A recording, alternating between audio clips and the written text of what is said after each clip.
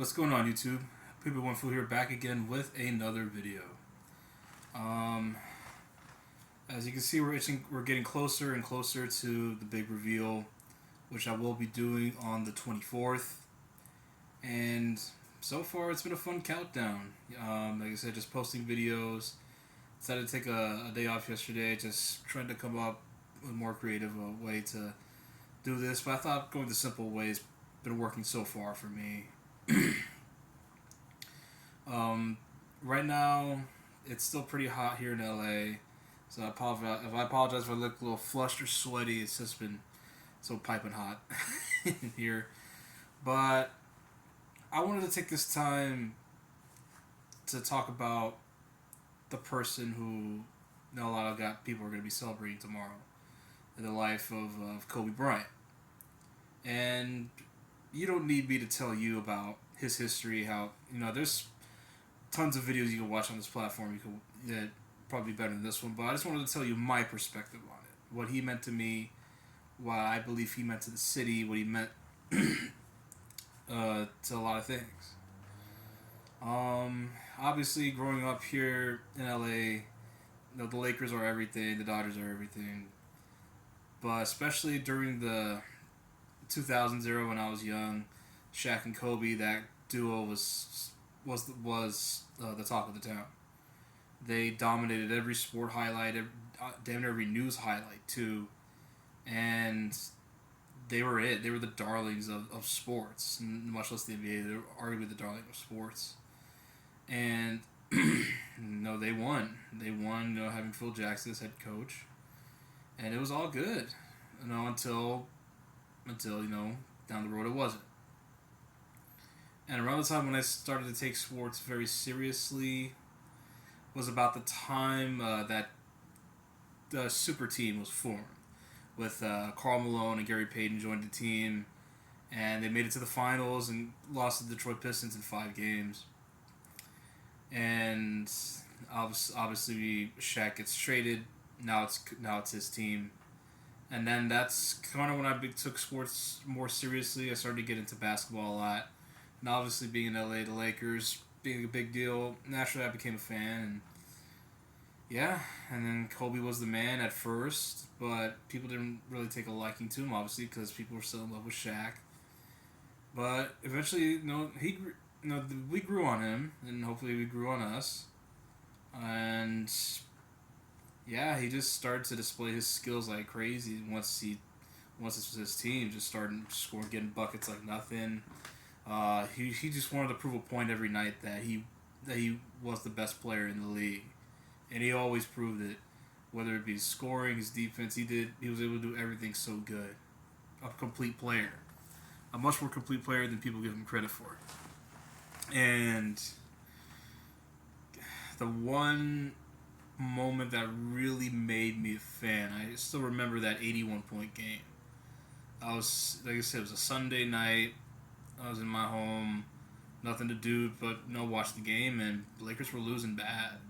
Kobe was playing great, but everybody else, was so it was a mid team. It was Kobe, it was Lamar Odom, and a bunch of dudes. That's how I remember the team. And then in the second half, he went berserk. It just seemed like he was scoring every possession. No matter what Toronto Raptor they threw out there, he was getting a bucket on him. And I was just watching something, man, like, wow, this is different, man. This is different. And I didn't like absorb the magnitude at the time of that. But then when I saw 81 points, I was like, holy crap. He really just did that. I was watching SportsCenter afterwards with the late great Stuart Scott. Even he was baffled by it. And I still remember the next day too. That's all everybody could talk about. And I remember looking at the LA Times. It was the front page of the LA Times, and not too often that sports get that front page, at least at that time, but that was a big deal. And the whole going down the road that he switches numbers, the loss of Phoenix in the first round was devastating. I hate Tim Thomas to this day for hitting those 3-pointers. He should have won that series. And then he switches numbers from 8 to 24. Still getting buckets.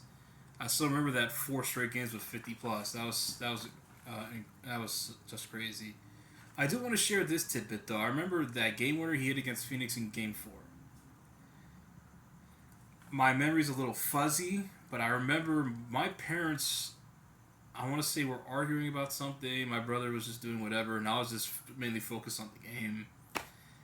I remember whatever. Then all of a sudden, when that in the overtime, when that half court jump ball, when they did that, everybody just stopped what they're doing and watched the TV screen. And then Kobe hits that game winner against Phoenix, and we're all jumping like crazy, like we had no problems. And I distinctly remember after that game, he hit that game winner. My dad gave me and my brother $100 each, and yeah, I still remember that. That was kind of a good moment as far as like a whole family moment for me. I haven't been a lot of those, but yeah, yeah. Kobe was really deep into my memory, even in important moments like that, or what seemed to me as important moments. But yeah, man, I just remembered any kid who played basketball, they wanted to play like him. Plain and simple, they wanted to be him. I wanted to be him. You know, I wasn't so good. You know, I could play, but I tried to play organized team game in middle school, and I wasn't so good. I could play defense, but yeah, it was rough out there for me. Tried to do it in high school, couldn't get it done, but still, that didn't stop me. I still love basketball to this day.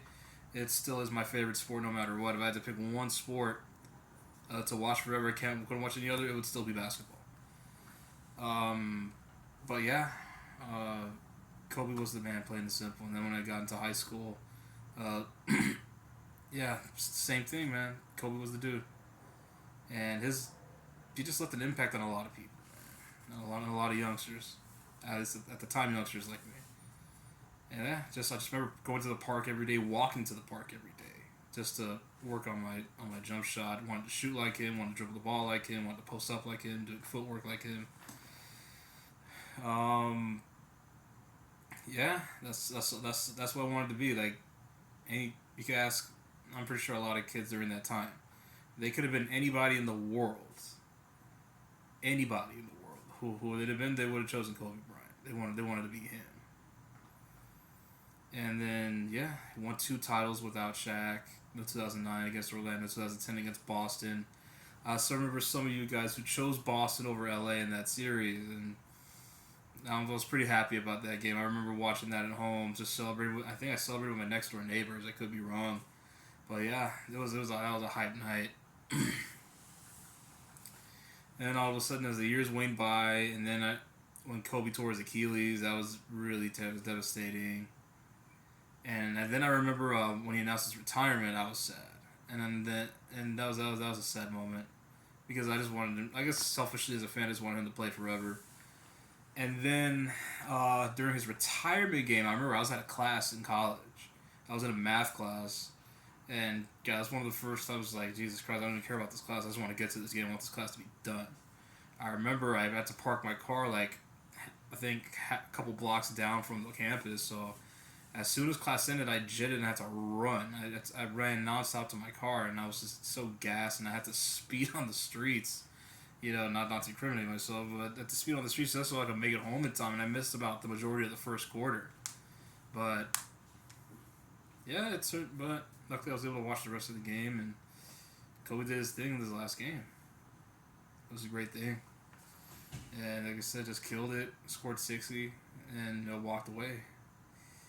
And obviously, he still continued his brand after his playing days were done, did the projects.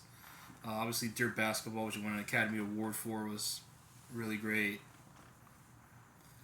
And then there was the tragedy.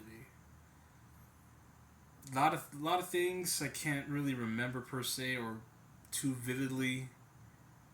That day I remember so vividly. I woke up between 9:30 and 10 a.m. I get a phone call from my mom. And it was my mom who told me that Kobe Bryant died in a helicopter accident. And it was one of the few times that I actually snapped at my mom.